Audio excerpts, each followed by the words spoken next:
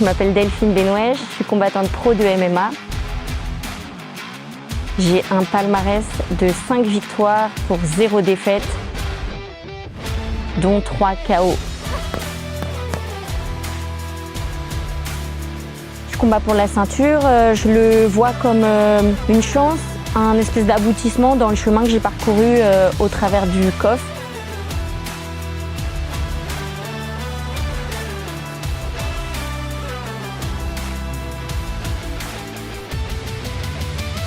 J'ai fait quasiment tous mes combats là-bas. Je le prends comme une petite récompense de ces victoires et du chemin que j'ai fait là-bas. Je me bats avec mon cœur, je donne tout ce que j'ai. Je finis les combats sans oxygène, sans cardio, parce que j'ai vraiment donné tout ce que je pouvais dans la cage. C'est ma façon de me définir. Ouais, je pense que je suis une combattante avec du cœur et qui aime bien la bagarre et le striking.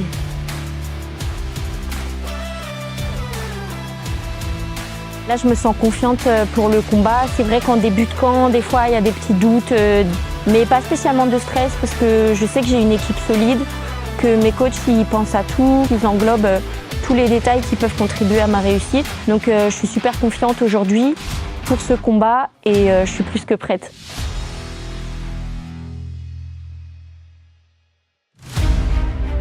Mon prochain combat, c'est contre une adversaire qui est très costaud, qui est 55e mondiale.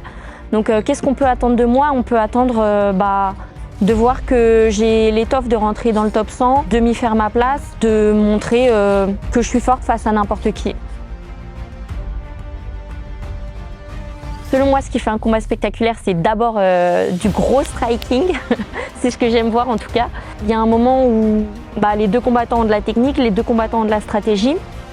Et en fait, c'est le mental qui va faire la différence entre les deux. Je pense que ouais, c'est un cocktail de tout ça.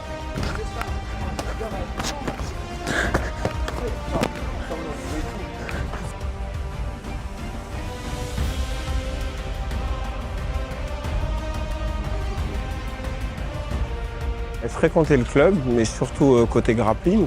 Donc on se croisait. Puis un jour, je suis arrivé un petit peu en avance et je la vois taper sur un sac. Ou plutôt, je vois le sac qui tape sur Delphine, parce qu'à chaque fois qu'elle frappait dans le sac, c'est elle qui reculait.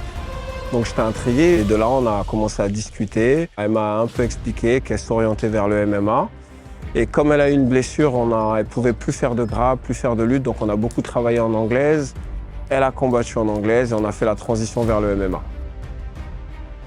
En très peu de mots, c'est une combattante acharnée, mais acharnée dans le combat, acharnée dans le travail, acharnée dans tout ce qu'elle fait. Et je pense que c'est ce qui fait sa grande force. Elle va vraiment au bout des choses, elle donne vraiment le maximum et elle fait semblant sur rien du tout.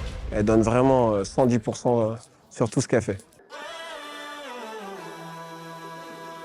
Donc là, j'affronte une Brésilienne qui est 55e mondiale. Elle met une grosse pression quand elle t'emmène au sol. Elle ne te laisse pas te relever, elle travaille beaucoup, elle est active, elle met des coups. C'est une combattante un peu galère, qui est aguerrie, qui connaît son game plan et qui l'applique. Elle est dangereuse, mais pas autant que moi.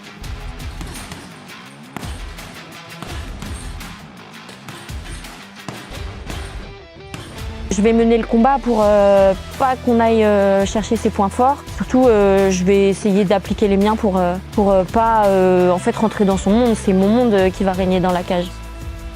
La ceinture, c'est quand même quelque chose d'important parce que là, on est dans une organisation française majeure. Elle a déjà des ceintures. Elle a une ceinture en amateur au Cage Warrior. Elle a une ceinture en pro Karma. Mais là, le COF, c'est vraiment une organisation de MMA française majeure. Et donc, je pense que cette ceinture, c'est important de la ramener à la maison pour clôturer, on va dire, ce début de carrière pro et pouvoir s'orienter vers des ceintures encore plus importantes. Remporter cette ceinture, c'est une opportunité d'une part de me faire remarquer par des grandes organisations parce que j'aurais fait tomber du classement la 55e mondiale. J'aurais montré que pression ou pas pression, ceinture ou pas ceinture, je suis là et je fais le taf dans la cage. Donc je pense que c'est une belle opportunité pour ma carrière.